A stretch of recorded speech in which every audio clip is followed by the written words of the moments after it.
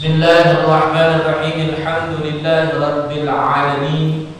Wassalatu wassalamu ala asyrafil anbiya'i wal mursalin sayyidina wa maulana Muhammadin wa ala alihi wa sahbihi ajma'in wa ba'du. Fa inna asdaqal hadits kitabullah wa khairal hadi hadi Muhammadin sallallahu alaihi wasallam wa syarrul umur muhdatsatiha wa kullu muhdatsatiha bid'ah wa kullu bid'atin dhalalah kullu dhalalatin finnar. Wa qala Syekh al-Mu'allif rahimahullah ta'ala wa dama naf'ana bih wa bi'ulumi wa bi asrarihi fid darain amin amin ya rabbal alamin ya mujibas sa'il. Wal maqalatul 20, makalah yang selanjutnya dalam kitab Nasaihul Ibad li Imam Nawawi, makalah yang ke-20, qila dikatakan bahwasanya ikmalul aqli itba'u ridwanillahi ta'ala wajtinabu sukhti ay fakhilafu dhalika junun. Ada ungkapan ikmalul aql, sempurnanya akal seseorang, itba'u ridwanillah, yakni mengikuti apa saja yang diridhai oleh Allah, wajtinabu sukhtihi, dan menjauhkan apa saja yang tidak disukai oleh Allah atau apa saja yang dibenci oleh Allah. Maka dikatakan ikmalul aqli, itu orang akalnya sempurna. Namun kalau sebaliknya, ai fakhilafu dzalika jununun, maka kebalikannya, tadi dikatakan bahwasanya ikmalul aqli, orang yang sempurna akalnya adalah orang yang ngikutin apa saja yang diridai oleh Allah dan apa saja yang dibenci oleh Allah dijauhi. Itu orang yang sempurna. Tapi kalau kebalikannya dikatakan fakhilafu dzalik jununun, kebalikannya orang yang gak punya akal alias gila. Ya. Jadi kalau ada orang udah nantang Allah, udah gak mau taat, bahkan berani melawan, melanggar apa yang dibenci oleh Allah, berarti gila tuh, orang gila. Ya. Orang gak punya akal, padahal kan Allah inna adzabi lasyadid, sesungguhnya azab Allah sangat pedih. Kalau gak gila mah, ya, dia takut akan diazab oleh Allah. Maka ungkapan tersebut junun, orang tersebut orang gila. Nah, ini renungan buat kita. Kalimat tersebut memberikan makna bahwasanya kalau kita taat kepada Allah, kalau kita menjauhkan apa yang dilarang oleh Allah, berarti ada kesempurnaan akal yang ada dalam diri kita.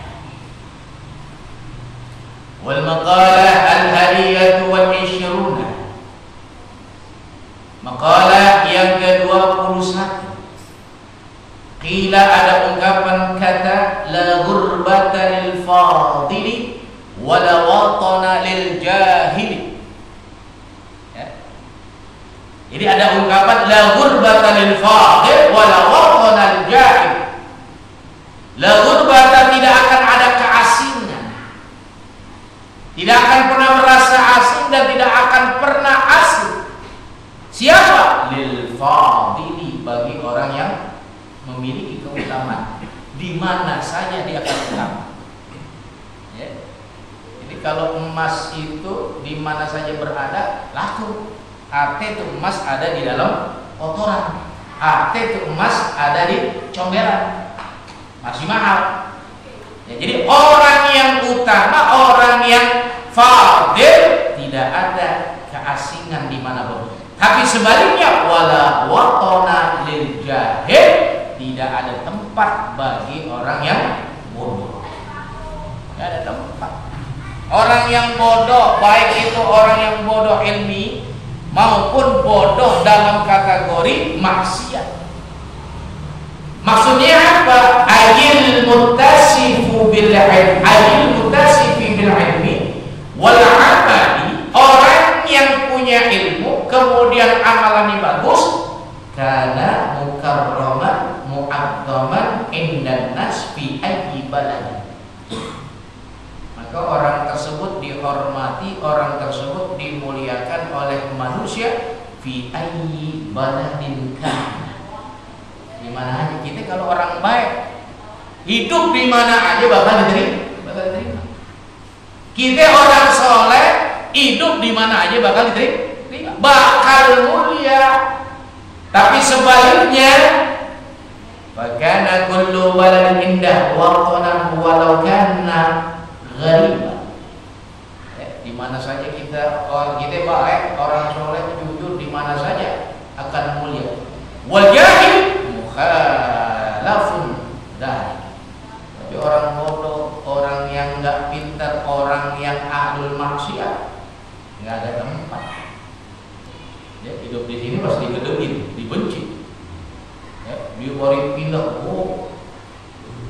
dia tukang mabuk tuh, udah jadi omongan. Padahal belum tinggal, baru mau tinggal, akan ada kebencian. Ya, ini renungan buat kita. Jadi kita muliakan diri kita, baikkan diri kita, solehkan diri kita, maka dimanapun kita akan berada mulia. Dimanapun kita berada mulia. Mau hidup di mana, kayak di Papua, kayak di Ujung Berung, kayak baik, kayak mulia.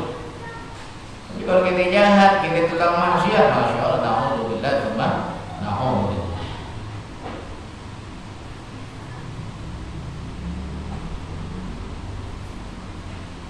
Wal maqalah az-zaniyah wal 20.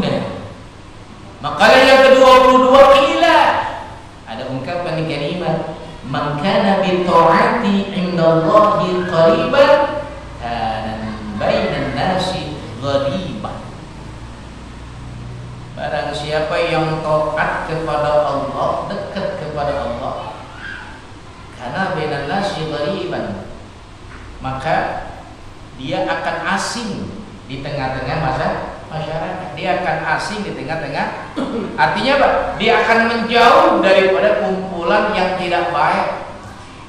Ay man istahnasa bi ishtighali ta'atillah ta'ala. Barang siapa orang yang mempersiapkan dirinya, menyibukkan dirinya taat kepada Allah Ta'ala, sara mustawhishan, dia akan menjauh daripada manusia, terutama manusia ahli maksiat. Jauh.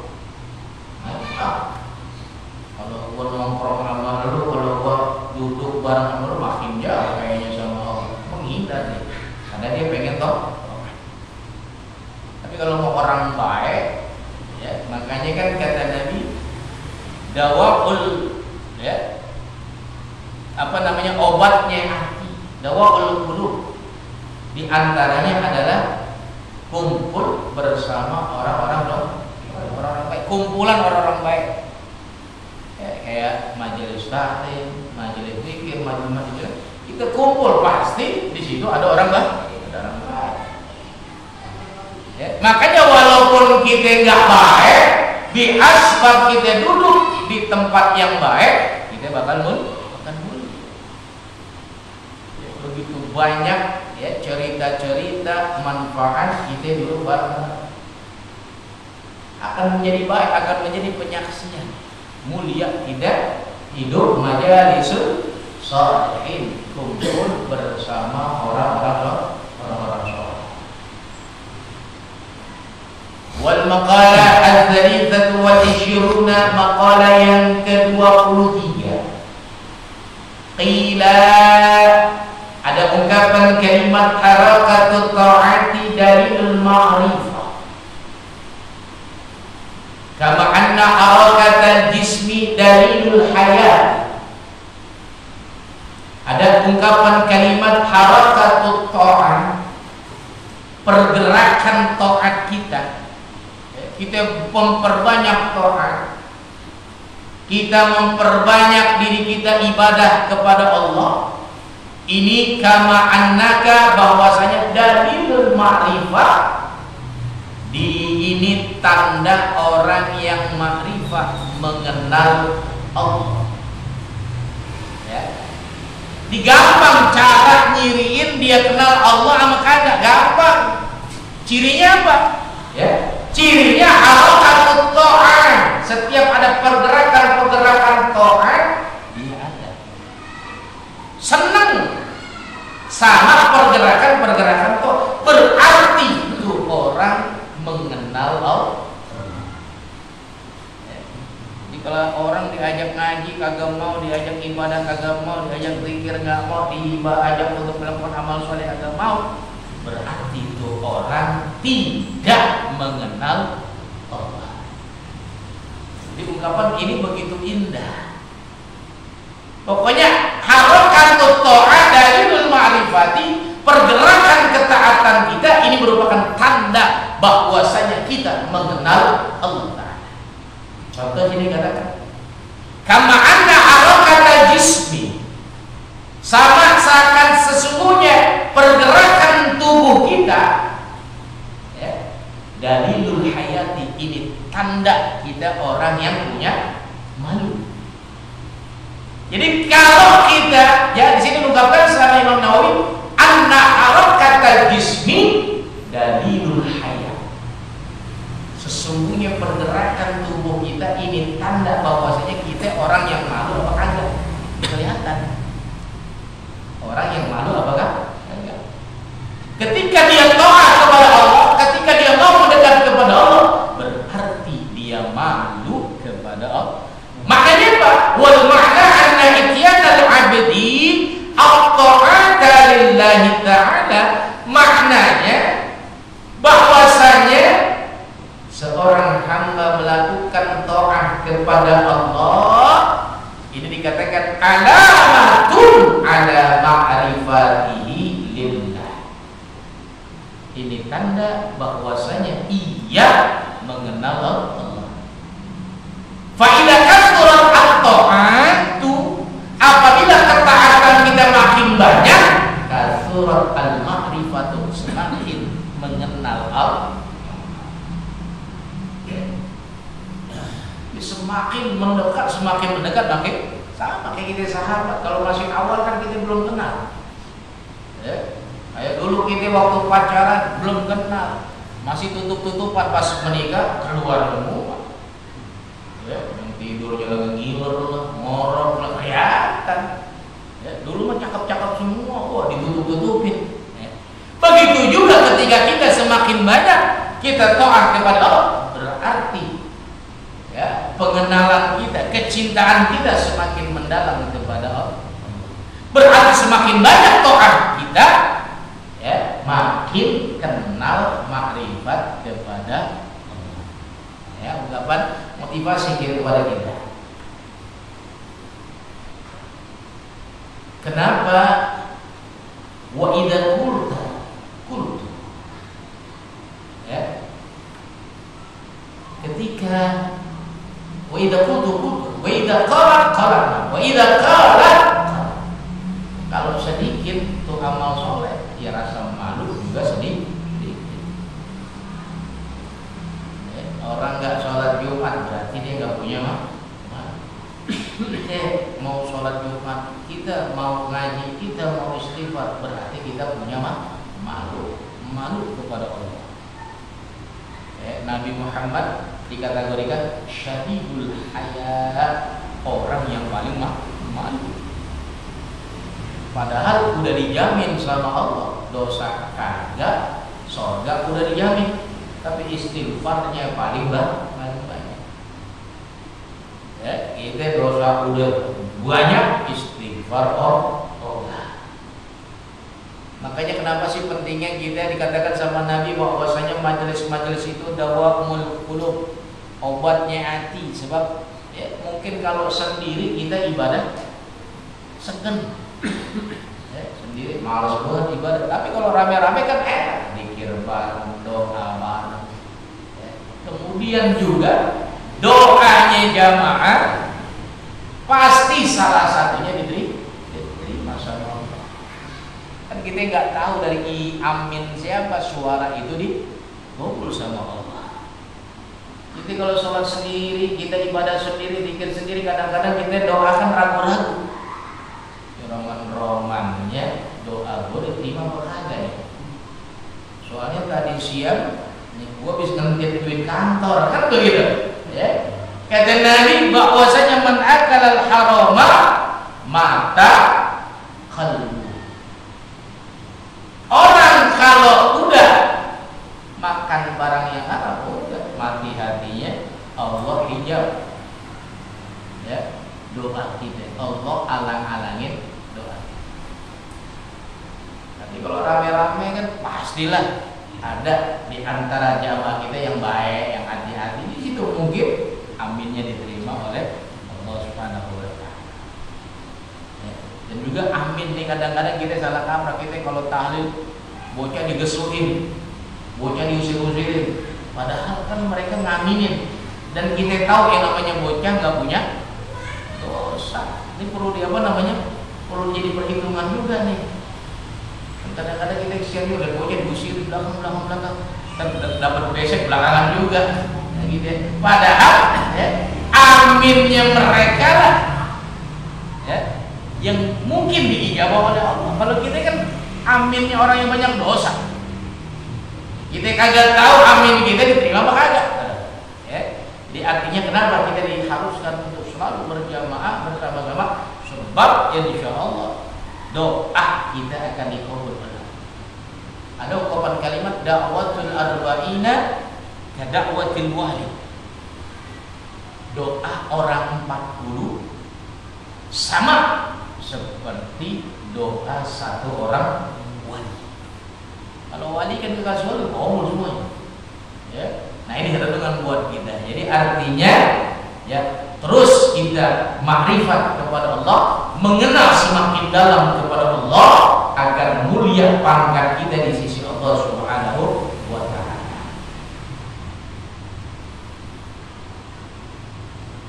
Wal maqalatur rabi'atu wal 20. Maqalah yang ke-24, qala Nabi sallallahu alaihi wasallam. Ada sabda Rasul, apa kata Nabi? Aslu jami'il khataya hubbud dunya wa aslu jami'il fitani mar'ul usyri waz zakah. Aslu jami'il khataya, biangnya segala kesalahan, biangnya kita jadi jauh kepada Allah, biangnya perbuatan maksiat apa? Wahiyya ya khataya hubbud dunia. Apa sih makna hubbud dunia? Wahiyya mazada 'anil hajati, yakni rakus, seakan-akan kurang terus, padahal hajat kebutuhan sudah Allah berikan. Jadi makna hubbud dunia sini bukan berarti kita harus lari lepas dari dunia, tidak. Kita hidup di dunia ya, kebutuhan kita di dunia, tetapi jadikan dunia ini mazra'atul akhir, menjadi ladang akhirat kita. Maka ya, jauhnya atau biangnya kejahatan, biangnya maksiat, sebab hubbud dunia. Wa aslu jamil fitani man'ul usyri waz zakah, biangnya segala fitnah itu adalah orang ogah bayar zakat, orang ogah bersedekah alias pelit. Kan kalau orang pelit fitnahnya melebar. Pasti orang pelit amat, orang pelit amat, orang korek bener ya kalimatnya.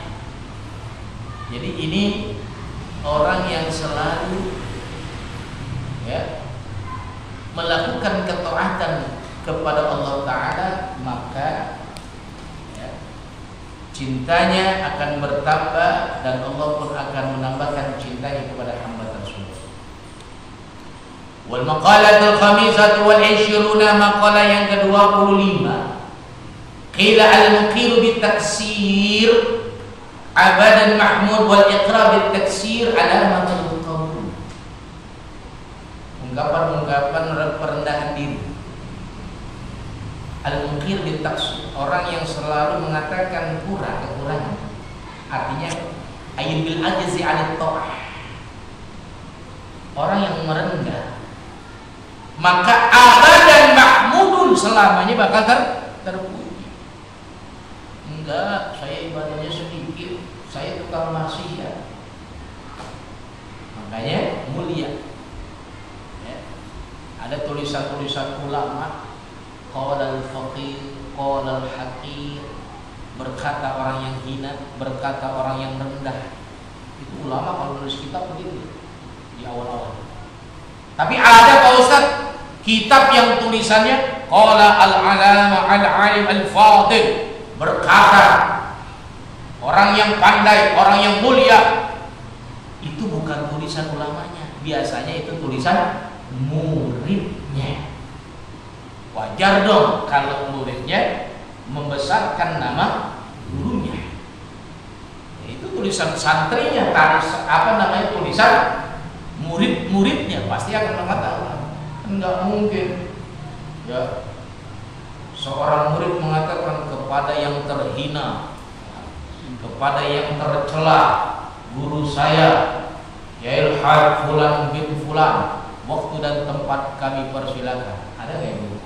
Seorang murid kan begitu pasti akan mengungkapkan kata-kata yang bijak pada yang terhormat. Syekhul Al-Kirim, guru besar kami yang mulia, yang terhormat, kan begitu ya, memberikan penghormatan. Tapi kalau memaknai diri sendiri pasti nggak mungkin memuliakan dirinya. Contoh ini jadi permasalahan salawat Allahumma sholli ala sayyidina Muhammad dan Allahumma sholli ala Muhammad ya. Oh, nggak dicontohkan sama Nabi Allahumma sholli ala sayyidina Muhammad. Bahasa kita ini karena kerendahan Nabi kita Muhammad SAW. Nggak mungkin dong Nabi bersalawat kepada dirinya pakai sayyidina Allahumma sholli ala Muhammad. Nah kita umatnya yang tahu diri. Masa main Allahumma sholli ala Muhammad, main Muhammad aja ya. Pakai karena bukti ta'zim kita, bukti penghormatan kita kepada baginda Nabi sallallahu alaihi wasallam. Allahumma sholli ala sayyidina Muhammad. Waktu saya ngaji Muhammad Syafi'i Hadami Kebayoran, kata beliau, jangan pernah kau baca sholawat Allahumma sholli ala Muhammad, pokoknya jangan pakai Muhammad Sayyidina. Biar kata kamu dapat ijazah ya, nggak pakai Sayyidina. Ini saya praktekkan. Saya dapat ijazah Ratibul Haddad. Di Ratibul Haddad itu nggak pakai Sayyidina. Allahumma sholli ala Muhammad. Sampai yang ngasih ijazah ya, dzurriyyahnya Habib Abdullah bin Iman mengatakan jangan dipakai Sayyidina karena ini memang tulisannya dari sana seperti itu. Tapi berat mulut saya ketika mengucapkan kalimat Allahumma sholli ala Muhammad karena terbiasa. Kemudian saya ingat guru saya Imam Syafi'i, jangan kau tinggalkan kalimat penghormatan kepada baginda Nabi SAW. Allah sendiri nggak pernah manggil nama kekasihnya Muhammad itu nggak ada. Muhammadur Rasul, ya Habibi, ya Rasul.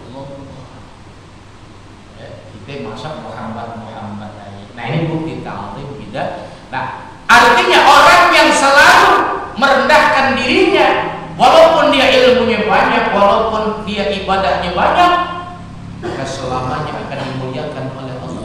Wal iqrar bitaksir alamatul qabul.